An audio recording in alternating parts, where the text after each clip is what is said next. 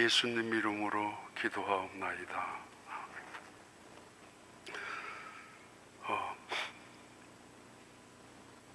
제자들이 당황을 합니다. 왜냐하면 예수님께서 떠나가시겠다고 계속 말씀하시기 때문입니다. 이제 예수님이 떠나가시면은 앞으로 닥칠 일이 두렵습니다. 어떤 일이 닥칠는지 알 수 없기 때문입니다. 그래도 예수님과 함께 계셨던 시간이 예수님이 그래도 책임지셨고 일을 해결해 나가셨는데 그분이 떠나가신다니 이제는 앞으로 닥칠 일이 어떤 일이 닥칠는지 무슨 일이 만나질는지 알 수 없지만은 그래서 더더욱 그들은 불안하고 두렵기까지 했습니다. 아무 대책도 없이 떠나가시는 예수님, 저럴 수가 있을까? 이 제자들은 사실은 적어도 3년 가까이 혹은 그 이상이나 예수님을 따라가기 위해서 직장을 버렸습니다. 그리고 가정을 방치한 채로 예수님한테 모든 걸 흔히 말 올인을, 투자를 혹은 충성을 했습니다. 근데 예수님은 그냥 떠나가시겠다고 하시고 계십니다. 이게 무슨 말입니까? 그들이 바쳤던 충성과 헌신은 아무 소용도 없이 물거품이 되어버리고 만다는 겁니까? 아무런 반대 급부가 없다면, 물론 굉장한 보상을 기대하고 시작한 건 아니라 할지라도 그래도 적어도 그를 위해서 충성스럽게 3년을 헌신했는데 이게 뭐예요? 빈손이 되고 맙니다. 더 나아가서 그들이 따라다녔던 이유 중에 하나는 그래도 명분이 있었습니다. 예수님은 하나님의 나라를 이 땅에 세우시겠다고 말씀하셨고 증언하셨고 선포하셨습니다. 그리고 그분은 구약에서 예언되어졌던 메시아라고 믿었습니다. 그러면 적어도 다윗 왕조의 회복은 안 된다 할지라도 적어도 세상 조그마한 부분인 변화되어야 합니다. 억울하게 죽어가는 사람들이 또는 탄압받던 사람들이 힘없는 사람들이 때로는 불의와 불공평이 횡행하던 그 사회가 어느 순간 하나씩 바뀌어져야 하고 그리고 그 기득권 세력이 무너지면서 그 땅에 적어도 정의가 심어져야 했었습니다.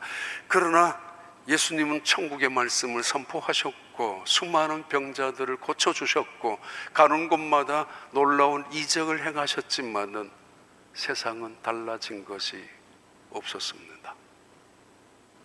여전히 가난한 사람은 그대로고 여전히 소외된 사람은 그대로이고 불공평은 더 그대로이고 아니 어쩌면 더 심화되어 가고 있고 불의와 악행이 더 기성을 부리고 있습니다. 뭐지? 예수님이 하신 일은 뭐야? 세상은 바뀌어지지 않았습니다. 뭐냐고?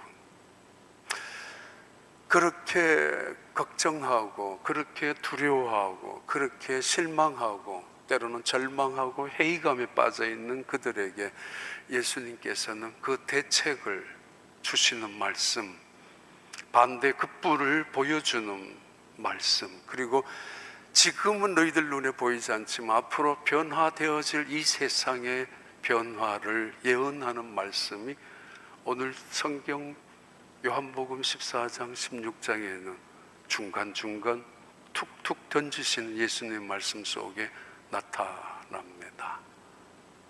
그 대책이, 보상이, 그리고 그들에게 주어질 능력이 어떤 것인가, 이제 앞으로 그들을 통하여 이제 세상이 어떻게 변화될 것인지를 예언해주는 그런 말씀, 그게 바로 그 유명한 다락방 강화 요한복음 14장 15장 16장의 제자들만을 위해서 집중적으로 하셨던 마지막 레슨, 그 마지막 장 요한복음 16장입니다.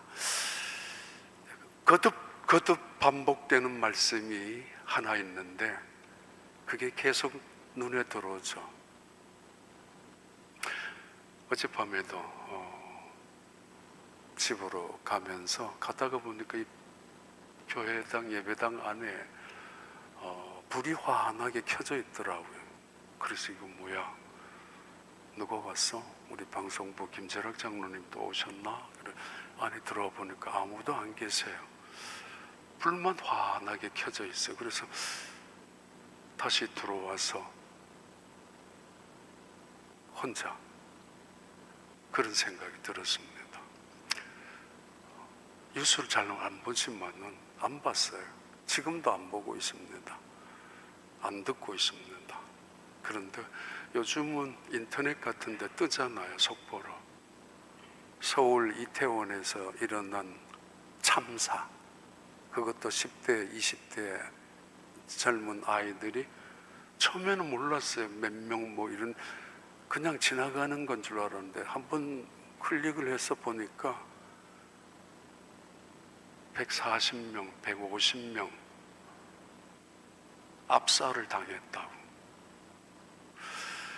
우리는 서울이 또 이태원 골목이 어떤가를 알고 한꺼번에 수천 명 혹은 그 이상이 모였기 때문에 그럴 수도 있다고 생각하겠지만 세상에 아무리 원시 국가라 할지라도 이렇게 원시적인 참사가 일어날 수 있는 나라가 얼마나 있을까? 불이 켜져서 들어왔지만 그 생각이 들어서 너 기도도 안 하고 그냥 갈래? 그런 마음처럼 느껴졌습니다. 그래서 한참 있다가 갔습니다. 왜 우리나라에 이런 일이 또 일어나는가? 그래서 오늘 우리 할로윈 파티처럼 파티는 아니지만은 패밀리 페스티벌이라고 바꾸었고 제가 그리고 목사님들한테 항상 시작했던 말은 질서 있게 안전하게 이왕이면 꼭 안전하게 하라고 이야기 늘 합니다 했습니다. 그러면서 오늘 하지 말게 할까 그런 생각도 들었습니다. 근데 준비했는 거 해야 되겠지만 참 마음이 아프기도 했습니다.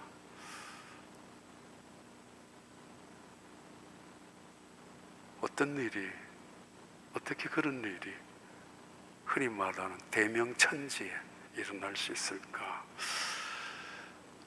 요한복음 14장 13절 14절 말씀입니다. 예수님이 대책안을 마련해 주시고 또 보상을 반대 급부를 그리고 세상에 변하지 않는 세상이지만은 변화를 예언해 주는 말씀인데 힌트를 주시는 말씀입니다. 13절 14절 너희가 내 이름으로 무엇을 구하든지 내가 행하리니 이는 아버지로 하여금 아들로 말미암아 영광을 받으시게 하려 함이라. 내 이름으로 무엇이든지 내게 구하면 내가 행하리라. 15장에 언급됩니다. 17절 아니 7절 너희가 내 안에 거하고 내 말이 너희 안에 거하면 무엇이든지 원하는 대로 구하라. 그리하면 이루리라. 그리고 16장 23절 그날에는 너희가 아무것도 내게 묻지 아니하리라. 내가 진실로 진실로 너희에게 이르노니 너희가 무엇이든지 아버지께 구하는 것을 내 이름으로 주시리라. 예수님이 우리에게 말씀하신 말씀입니다. 세상에는 이런 일들이 일어날 것이고 때로는 하나님의 이름으로 하나님을 믿는 사람들을 죽이는 일도 일어날 것이고 그들이 하나님을 몰라서 세상에 이런 너희들이 알지 못하는 세상은 애곡하고 너희들은 기뻐하고 너희들은 애곡하고 세상은 기뻐할 일들이 일어나지만은 그날에는 기도하라고 무엇이든지 그것도 기도하라고 그날에는 그리고 무엇이든지 반복되는 예수님의 후렴처럼 등장하는 말씀입니다. 첫 번째 주제를 천국이라는 너희는 마음에 근심하지 말라 14장에 천국이 있다고 그 주제가 일관되게 14장에 연결되어 있었다면은 15장의 주제는 나는 포도나무야 너희는 가지야, 이것도 처음부터 끝까지 15장 전체에 아주 연결을 가지고 그 말씀 주제를 이어나갔던 장이 15장입니다. 근데 16장은 그 주제가 사실은 점핑도 되고 전환도 되고 때로는 연결이 아닌 불쑥불쑥 이 주제에서 저 주제로 넘어가고 있기도 하는 인상이 16장입니다. 그런데 이 주제를 지난 한 주가 뭘로 찾아야 되는가라는 생각을 계속하다가 결국은 기도였습니다. 다른 주제를 찾아보려고 했지만은 결국은 기도입니다. 예수님이 약속하셨습니다. 기도하라고. 그것도 무엇이든지 믿고 기도하라고. 그리하면 다 시행하게 될 거라고. 너희들이 일어날 수 없는 일들 앞에서도, 예측할 수 없는 세상의 속에서도, 아니면 두려움 속에서도 무엇이든지 기도하라고 예수님께서 약속하시는 그 말씀이 사실은 그분의 예수님의 마지막 레슨 속에서 6번이나 언급됩니다. 약속하셨어요. 기도하라고. 걱정하지 말고, 기도하라고. 원망하지 말고 기도해보라는 이야기죠. 근데 여기에 문제가 있죠. 무엇이든지 믿고 기도하는데 도대체 기도했습니다. 응답이 없습니다. 무엇이든지 기도했습니다. 그런데 이루어지지 않았습니다. 성취가 없습니다. 그럼 예수님은 뭐예요? 우리에게 던져주신 약속은 그분의 거짓입니까? 아니면 허풍이었습니까? 허세입니까? 아니면은 능력이 없단 말입니까? 우리의 기도가 무엇이 잘못되어 있습니까? 그런데 아십니까? 하나님도 예수님도 실망하시고 계시는 거, 우리의 기도 때문에. 더 나아가서 예수님도 마음이 상하고 계시고 하나님도 때로는 분노하시고 계시다는 거, 우리의 기도 때문에. 왜 그럴까요? 그 말씀 한번 찾아보려고 합니다. 요한복음 16장의 마지막 예수님의 제자들을 향한 유언처럼 던져주시는 말씀입니다.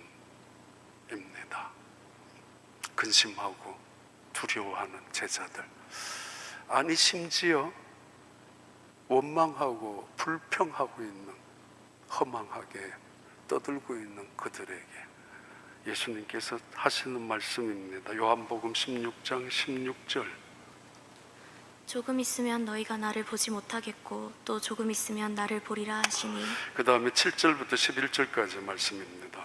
그러나 내가 너희에게 실상을 말하노니 내가 떠나가는 것이 너희에게 유익이라.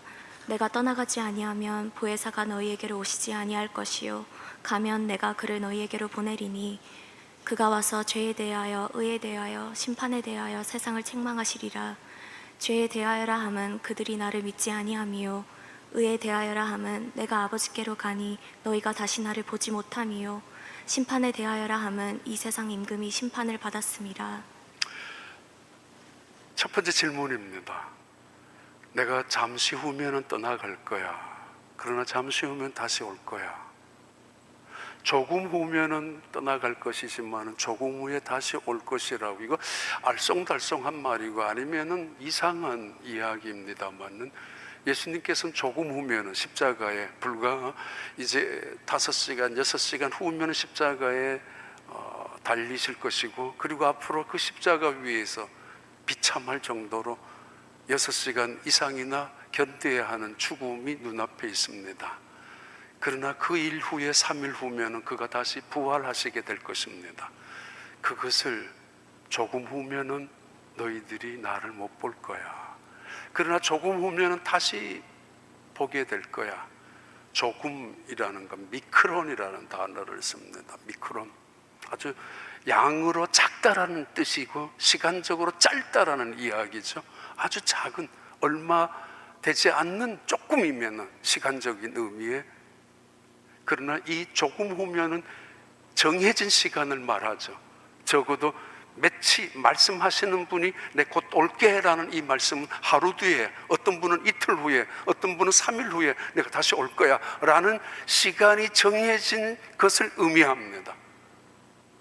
짧게는 3일 후에 예수님은 십자가에 죽으셨다가 다시 그들에게 보게 될 것입니다.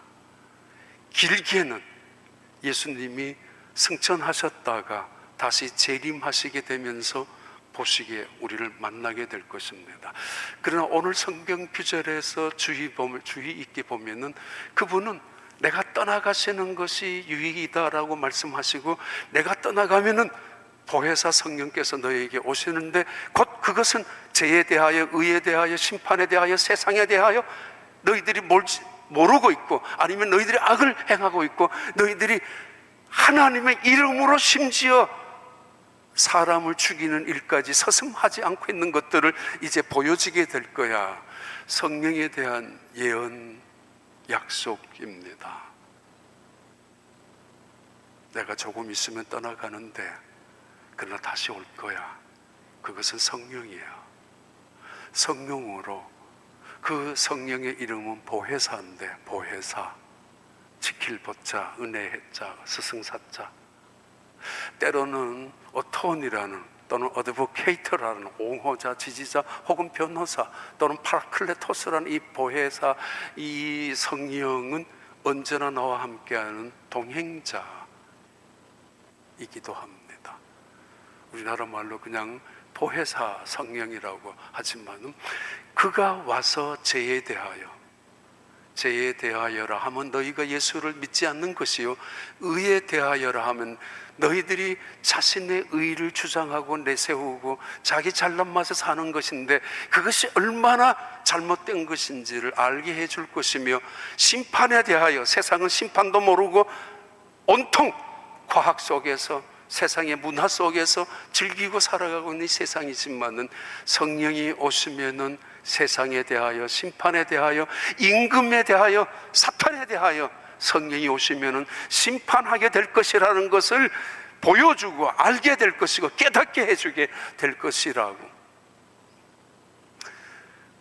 심지어 하나님을 믿는 사람들이 그 하나님의 이름으로 예수 믿는 사람을 죽이는 일들도 있었잖아요. 퀴즈 한번 내볼게요. 하나님의 마음을 아프게 하는 사람들이 누구예요? 세상 사람들이 하나님 마음을 아프게 해요? 아니면 예수 믿는 사람들이 하나님 마음을 아프게 해요? 하나님의 영광을 가리는 사람들이 누구예요? 교회 다니는 사람들이 하나님의 영광을 가리고 있습니까? 아니면은 세상에서 살아가고 있는 사람들이 하나님의 영광을 가리고 있어요?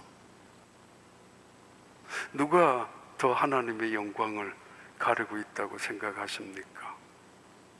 누가 하나님의 마음을 아프게 한다고 생각하십니까? 누가 하나님의 이름으로 예수를 죽였다고 생각하십니까? 예수를 누가 죽였어요? 배우는 사탄이지만 그러나 누가 죽였어요? 대제사장, 제사장, 서기관, 바리새파, 사두개파, 그들이 예수님을 죽였지, 예수 안 믿는 사람이, 불신자들이 예수님을 십자가에 죽인 게 아니잖아요. 왜 그랬을까요? 그들은 하나님을 믿으면서도, 심지어 하나님의 영광을 위해 산다고 하면서도 왜 그랬을까요? 왜 예수를 죽였을까요? 왜 하나님의 이름으로 십자군 전쟁에 수천만 명이 오랜 시간 속의 역사 속에서 죽어야 했고 그렇게 전쟁을 해야 했었습니까? 왜? 예수님 말씀합니다. 성령이 그들에게 임하지 않았기 때문이라고. 그래서 몰랐다고. 열심은 있었지만 하나님이 원하는 열심이 전혀 아니었고 그 열심으로 오히려 하나님의 영광을 가렸다고 로마서 10장에도 언급하고 있는 말씀입니다. 그들이 지금, 제자들이 근심하고 걱정하고 두려워하고 때로는 회의감에 빠져 있는 그들에게 예수님이 약속하십니다. 기도하라고.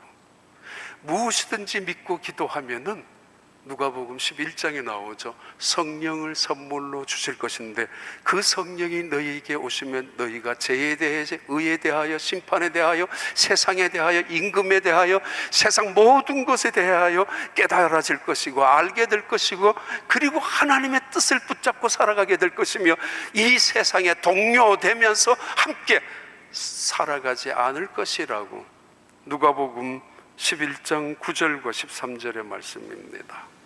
내가 또 너희에게 이르노니 구하라 그러면 너희에게 주실 것이요 찾으라 그러면 찾아낼 것이요 문을 두드리라 그러면 너희에게 열릴 것이니 너희가 악할지라도 좋은 것을 자식에게 줄 줄 알거든 하물며 너희 하늘아버지께서 구하는 자에게 성령을 주시지 않겠느냐 하시니라. 우리가 무엇이든지 구하는 것, 결국은 구할 때 하나님께서 우리에게 성령을 주시는 것인데, 중요한 문제가 하나 있습니다. 우리 무엇이든지 구합니다. 예수님이 약속하셨기 때문에. 그런데 가끔은 예수님도 하나님도 실망하시고 상처를 받습니다. 무엇이든지 믿고 기도했는데 그 약속을 믿고 말이에요. 근데 이루어지지 않았어요. 우리도 실망합니다. 기도하지 않겠다고 포기합니다. 사실입니까? 예수님의 허풍입니까? 사실이에요. 자, 너가 원하는 거 다 구해봐. 내가 줄 거야. 다 주고 싶어. 너가 잘했으니까, 너가 약하니까 내가 돕고 싶고 뭐든지 말해. 아버지에게는 그런 능력도 있고, 그리고 아버지는 그를 사랑하기 때문에. 근데 이 아이가, 중학생이, 아빠 그래 그러면 오토바이를 사달라고, 무엇이든지니까.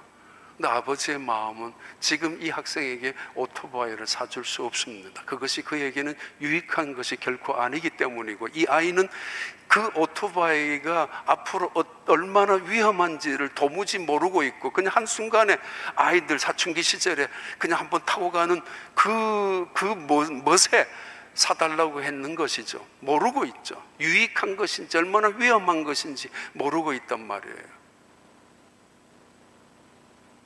우리가 실망하는 거, 하나님이 실망하는 거, 무엇이든지 원하는 대로 구하라라는 것. 또 하나 우리가 문제가 있는 거는, 하나님은 온 세상 사람들에게 동일하게 믿는 사람들에게 약속하셨고, 그리고 분명히 이 기도를 듣고 계십니다. 또 온 세상 사람들이 다 기도하십니다. 어떻게 처리할까요? 어떤 사람은 오늘 비 오게 해주세요. 어떤 사람은 오늘 비가 오면 절대로 안 됩니다. 야구 시합에 커쇼라는 대단한 LA 다저스의 그 투수가 있는데 굉장한 크리스찬입니다. 지금은 뭐 거의 나이가 많이 들었지만, 그가 그 엄청난 돈을 받았지만 아프리카 학생들을 위해서 다 사용할 만큼 달라스 사람이에요. 달라스에서 교회를 다녔어요. 지금 와이프를 거기서도 만났고, 와이프 때문에 따라다녔죠. 교회에.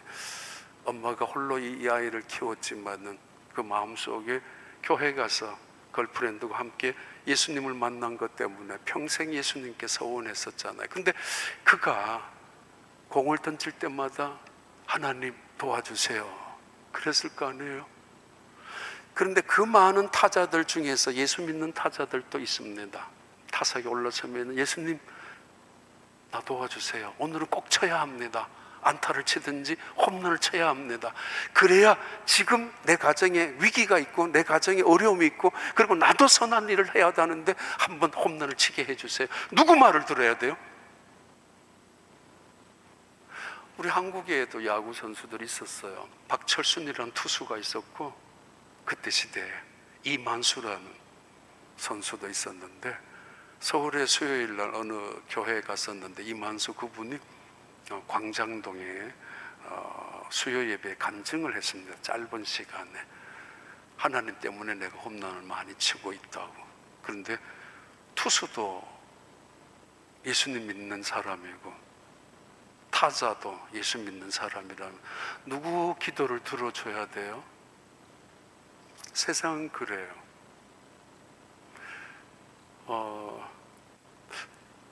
두 가지 영화가 기억이 났습니다. 하나는 브루스 올마이티라는 영화하고 또 하나는 워룸이라는 영화입니다. 하나는 오클라호마 시리 갔을 때 그 교회 젊은 목사님인데 저를 데리고 오후에 영화관에 끝나고 갔었죠.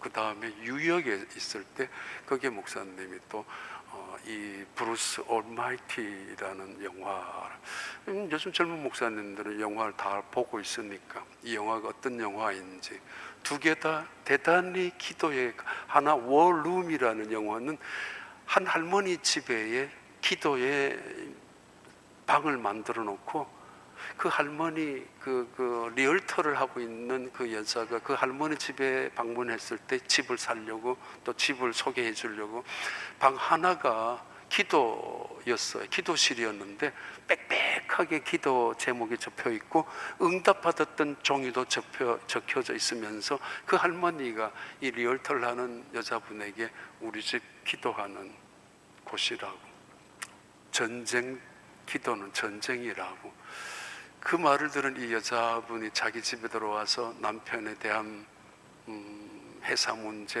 뭐 여러 가지 문제, 딸 양육하면서 키우는 문제, 자기도 기도실을 만들고 시작하는 그런 영화였습니다.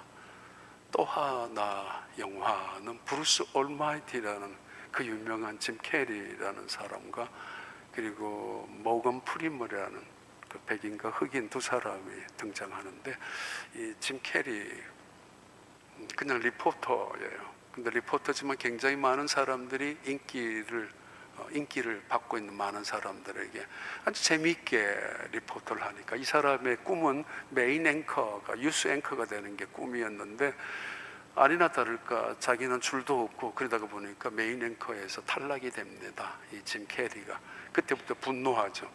그러면서 하나님을 향하여, 하나님 어떻게 이럴 수 있습니까? 하나님 그거 하나 소원 못 들어주십니까? 그러면서 그 방송국 그 유저지 근처에 있는 어느 방송국 영화에 나오는 거, 이 사람이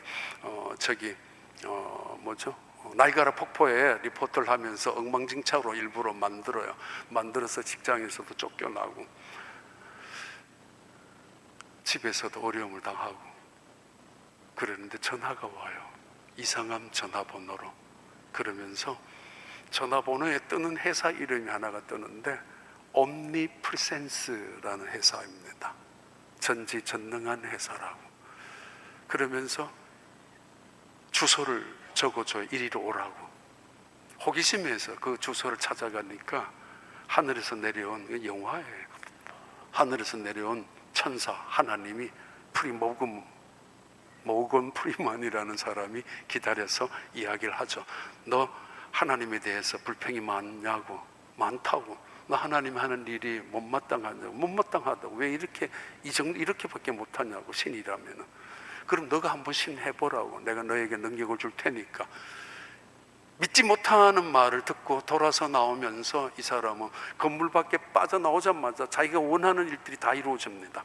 그리고 자기가 하고 싶은 것들이 다 이루어집니다.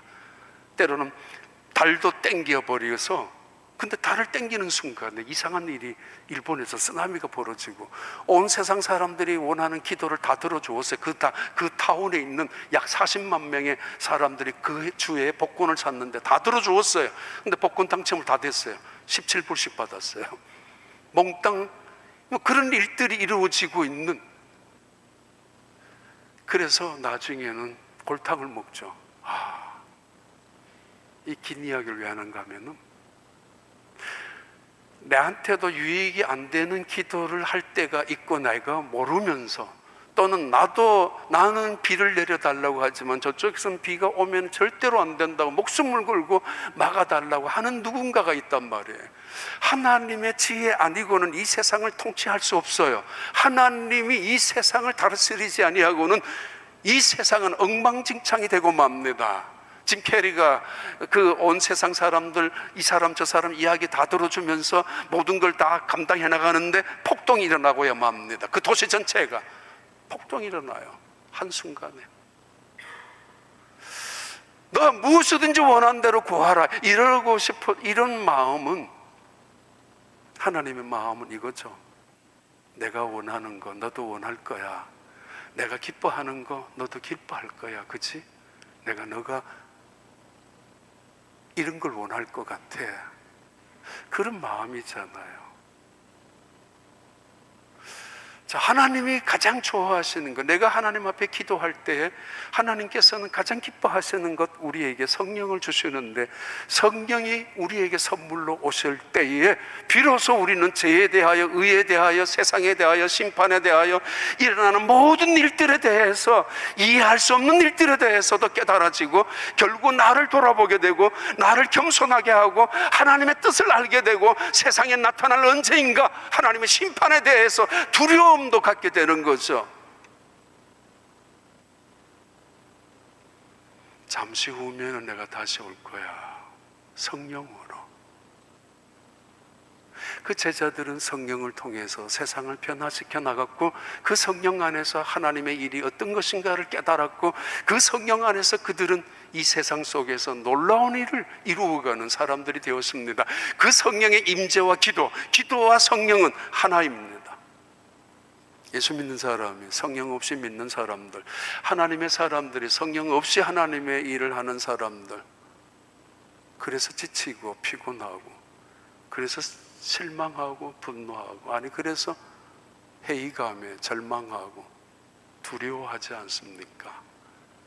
그들에게 기도하라고, 기도해야 돼 약속하는 마지막 약속이죠. 그러면 성령이 오실 거야, 금방. 성령이 없으니까, 하나님의 이름으로 스데반을 죽였던 사람들 아니에요? 성령의 체험이 없으니까, 하나님의 감동을 경험하지 못했으니까, 하나님이 보낸 아들 그 메시아를 십자가에 처형시킨 거 아닙니까? 신앙생활의 성령은 옵션이 아니라 가장 중요한, 우리에겐 필수입니다. 주님 오실 때 천국에 올라가는 거, 랩초라고 하는데, 한순간에 끌려 올라가는 거, 지남침이 있잖아요. 여기 우리 어렸을 때 그 지남침 많이 장난도 치고, 종이 밑에 지남침을 움직이면 위에 쇳가루가 움직이고 못도 움직이지 않습니까?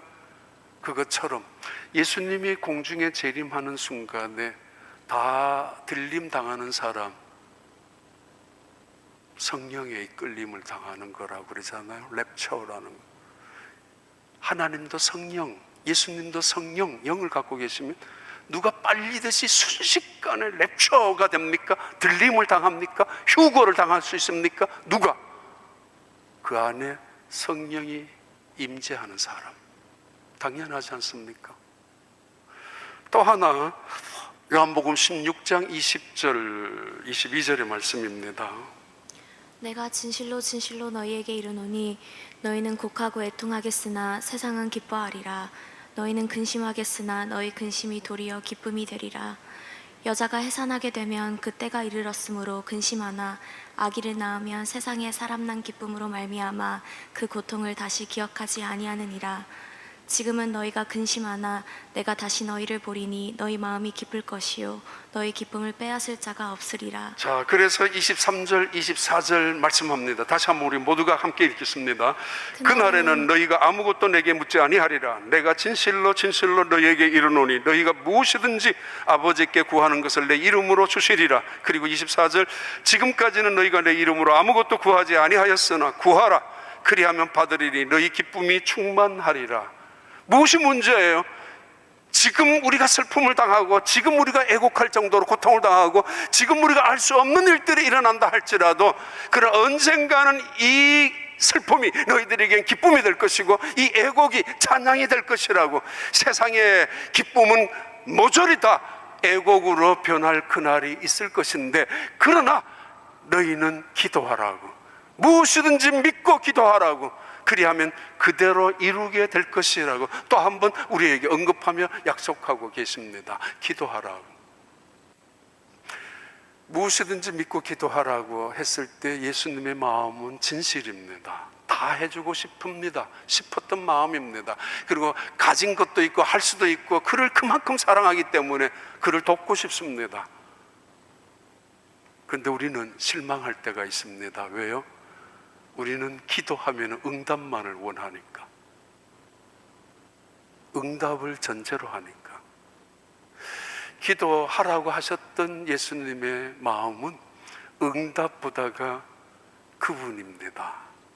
자식에게 너 원하는 거 다 말해봐. 자전거, 컴퓨터, 스마트폰 다 해줄 수도 있어. 그런데 스마트폰이 중요한 게 아니고 아버지에게는 나는 너 아빠야 이거지요. 이 아이에게는 스마트폰이, 자전거가, 오토바이가, 자동차가 중요할런지 모르지만은 아빠에게는 언젠가는 줘야지, 물론 필요할 때 사줘야지 마음은 갖고 있어요. 마음은 갖고 있는데 아빠의 마음 속에는 선물이 아니라 아빠입니다. 너에게 나는 아빠야. 그리고 너는 나에게 사랑하는 자식이야. 관계잖아요. 포도나무와 가지와의 관계입니다. 아이들에게는 선물이 중요하겠지만은 그러나 철이 드는 자식은 그렇지 않지 않습니까? 선물보다가는 아빠잖아요. 엄마잖아요. 그분이잖아요. 응답이 중요한 게 아니라 거기에 차이가 있습니다. 솔로몬이 하나님 앞에 1000번을 예배를 제사를 드리고 난 다음 하나님이 그에게 물었잖아요. 내가 너에게 다 해주고 싶어. 너 뭘 원하니? 뭘 원해? 건강을 원하면 건강 줄 거고, 부귀를 원하면 부귀를 줄 거고, 영화를 원하면 영화를 줄 거고, 권력을 원하면 권력 다 줄 거야. 그런 마음이었겠죠. 그런데 솔로몬이 대답하는 거 봐요. 하나님, 저 지혜를 구합니다. 백성을 잘 다스리고 싶어서, 백성들의 마음을 알고 싶어서, 백성들의 한숨과 눈물을 보고 싶고 억울함을 내가 듣고 싶어서 지혜의 마음을, 듣는 마음을 주세요. 다른 말로 말하면 하나님이면 충분합니다. 하나님의 마음을 저에게 주세요. 그 마음이면 더 이상 바랄 것이 없습니다. 얼마나 기뻐요. 하나님이 그가 그걸 원해요. 지혜를 달라고. 돈 원하면 돈 줄 수도 있었어요. 황금을 원하면 황금을 주려고도 했어요. 그런데 지혜를 달라고. 무엇이든지 원하는 대로 구하라. 하나님의 마음이 상처가 있어요. 우리의 기도가 응답만 너무 요구하니까 하나님은 넌 내 사랑하는 자식이야 라고 하고 싶은데, 그 유명한 건초돔이 1806년부터 1808년 그리고 1820년까지 이루어졌던 건초돔이라는 유명한 기도가 시작이 된 적이 있습니다. 매사추세츠에 있는 윌리엄스 대학교에서 1806년, 1808년 그 사이, 정확하게는 그 사이에 이 5명의 사무엘 밀즈라는 이 학생이 주동해가지고 5명이 시작한 기도. 지금까지의 미국의 모든 신앙의 형태는 먼저 그의 나라, 이 땅을 부강하게 하는 것, 두 번째는 인디어 미션이었습니다. 해외에 대한 선교에 대한 관심이 없었는데 이 학생들 5명이 어느 날 여름에 폭우가 갑자기 숲속에 들어가서 늘 기도하고 성경을 읽던 이 그룹이었는데, 윌리엄스 대학교 학생들이. 근데 어느 날 폭우가 쏟아지면서 그 근처에 건초더미가 있었던가 봐요. 그 사이에 들어가서 손을 잡고 기도하는데 사무엘 밀즈의 학생의 마음속에 갑자기 떠오르는 게, 우리가 하나님을 기쁘게 하는 기도를 하자고. 이 땅을 위해서도 기도한 거 하나님 기뻤지만은 우리가 하나님이 가장 기뻐하시는 일을 위해서, 그것이 바로 선교였고, 그들은 그때부터 해외 선교를 위하여 기도했는데, 그 이후에 온 미국에 있는 대학교마다 이 기도의 운동이 시작되면서 선교의 운동이 불이 붙게 되었습니다. 50년 동안에 2,500명이 직접 선교사로 파송이 되었고, 대학생들이 자원해서, 그리고 선교사로 자원하고 선교사로 후원하겠다라는 학생들이 2만 명이나 헌신되어졌던 이 건초더미의 기도 운동. 그 윌리엄스 대학교 그 교정 한 모퉁이에 기념비가 세워져 있다고 합니다. 가보질 못했습니다. 매사추세츠 윌리엄스 대학교 안에 교정에 그 기념비에는 이렇게 적혀 있다고 합니다.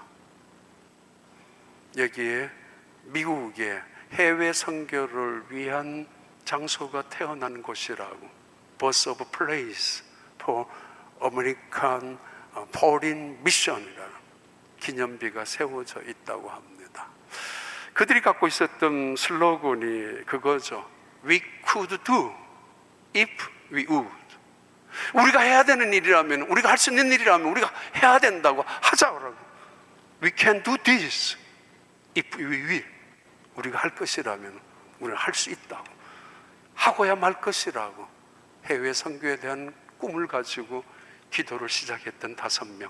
그것도 건초더미, 거름더미, 그냥 얼키설키 해놓은 그런 석가래 같은 그런 초막 안에서 드리기 시작했던 그 기도, 하나님이 기뻐하셨던 기도였습니다. 야고보서 4장 2절과 3절의 말씀입니다. 너희는 욕심을 내어도 얻지 못하여 살인하며 시기하여도 능히 취하지 못함으로 다투고 싸우는도다.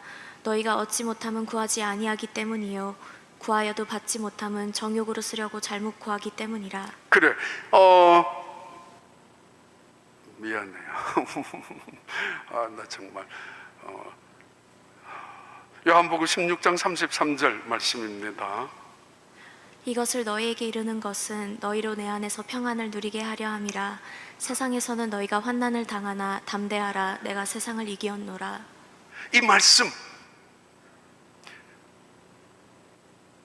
마틴 루터가 이렇게 증언했죠. 이 말씀 하나 내가 무릎팍을 가지고 무릎팍으로 기어서라도 로마에 가서 증언하고 싶은 말씀이라고. 봐라, 세상에서 내가 환난을 당하나 담대하라고. 내가 세상을 이겼다고. 로마의 황제가 승리자고, 위대한 장군과 영웅들이 영웅이고 승리자고, 무력이, 부유함이, 잘남이, 성공이, 출세가, 누구든지 승자의 영광을 노래하는 그 로마 한복판에 가서 봐라, 이 세상의 진정한 승리자는 예수라고 선언하고 싶고 증언하고 싶다고. 아니, 그가 실패자 아니에요? 패배자 아닙니까? 부끄러움 아니에요? 그의 십자가에 처형당하고 그가 이 땅에 살면서 한 일은 고작 제자들 12명 남기고 갖는 것 외에는 없는데 뭘 승리자예요? 세상은 변했습니다. 제자들 때문에. 어떻게 해요? 그들의 기도 때문에. 너희는 무엇이든지 믿고 기도하라. 그리하면은 이룰 것이라고. 이 말씀만큼 우리에게 위로가 되는 말씀 못 되어 있어요. 일단은 우리에게 말이에요. 기도 논술적으로 논리적으로 안 해도 된다는 거잖아요. 기도 굉장한 미사역이 안 해도 된다는 거잖아요. 할 줄 몰라도 기도하라는 거잖아요. 때로는 탄식과 절규가 있더라도 하라는 거죠. 미움과 원망도 토해내라는 거죠. 아픔과 두려움 어린아이처럼 다 맡기라는 거죠. 다 하라는 거예요. 어떤 것인지 와서 해보라는 거죠. 무엇인지 라는 말은, 그 말이 바로 아야테오라는 뜻입니다. 어떤 것이든지, 마치 어린아이가 떼를 쓰듯이 어떤 것이든지 몰라도 괜찮아요. 어린아이가 부모님의 사랑을 믿고 그 부모님은 약속했잖아요. 너 내일 오면은 내가 집에서 줄게. 너가 이제 크면 내가 이것을 너의 약속을 들어줄게 했던 것처럼 그걸 믿고 아빠가 약속한 대로 집에 왔어요. 아니, 아빠가 이야기한 대로 이제 그 나이가 그 시간이 되었어요. 그래서 아니, 그게 안 되었다 하더라도 그 아빠는 나의 아빠예요. 그래서 때를 뜨듯이 아이테오 미루고 붙잡고 있습니다. 약속하지 않았느냐라고. 그렇게라도 기도하라는 말씀이 의미가 담겨져 있기도 합니다. 그 단어이니까 근심하니? 염려가 돼? 패배자야? 아니야. 너희 마음을 담대하게 해야 되는데 기도하라. 휴스턴 출신입니다. 조지 포먼이라는 분, 권투 선수입니다. 1970년대, 80년대 우리는 자라면서 권투 보면서 자랐습니다. 우리나라 권투 선수들, 미국의 대단한 무하마드 알리, 조 프레이저, 그 다음 세 번째 챔피언이 그 유명한 조지 포먼이라는 권투 선수입니다. 조지 프레이저라는 챔피언, 이 사람도 땅땅망한 아주 대단한 복서였습니다. 아주 야무진 뭐라 그러죠? 그건 뭐 무쇠 같은 사람이었습니다. 근데 이 사람이 챔피언일 때 이 사람을 다운을 시키고 6번이나 6회까지, 그리고는 챔피언이 된 사람이 바로 조지 포먼입니다. 조 프레이저는 무하마드 알리를 KO시키고 챔피언이 된 사람이니까 이 조지 포먼은 굉장한 사람이죠. 그런데 이 사람은, 조지 포먼은 휴스턴 출신이에요.